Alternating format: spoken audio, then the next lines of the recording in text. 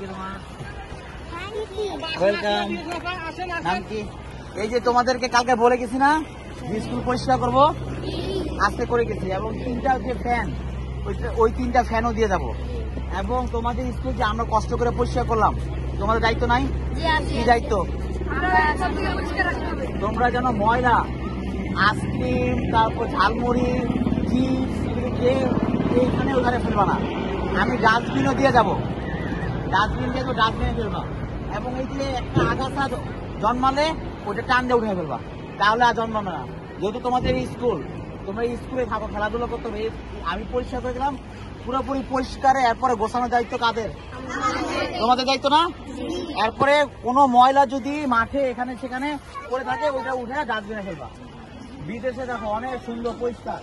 তুমি মনে করো বাংলাদেশে থাকো, বিদেশে গেলে একটা পরিষ্কার পরিচ্ছন্ন একটা দেশ, তুমি ময়লা ফেলানোর জায়গা নাই এবং পকেটে নিয়ে ময়লা ঘুরতে হয়। যে এত সুন্দর একটা শহরে যে তুমি ময়লাটা ফেলবা, তোমার নিজের কাছে খারাপ লাগবে। সুতরাং এমন ভাবে পরিষ্কার করবা যেন তোমার হাতে ময়লা থাকে, ওই ময়লাটা তোমার রাস্তাঘাটে মাঠে ফেলতেও তোমার কাছে খারাপ লাগে যে আমি নষ্ট করে ফেললাম কিনা। ঠিক আছে? পরিষ্কার পরিচ্ছন্ন করে রাখবা। পরিষ্কার পরিচ্ছন্ন কি ইমানের অঙ্গ?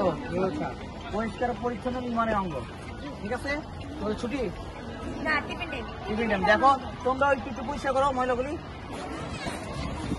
এই যে ময়লাগুলি আছে না, এই যে ছোট ছোট ময়লা, এই ছোট ছোট ময়লাগুলি একটা একটা করে উঠে একটা জায়গায় রাখো। ঠিক আছে? এই ছোট ছোট ময়লাগুলি একটা জায়গায় রাখো। ছোট ছোট ময়লাগুলি সবগুলো করো। এই যে প্লাস্টিক, পলিথিন, এগুলো মাটিতে পচে না, বুঝছো? এগুলো মাটিতে ভালো না।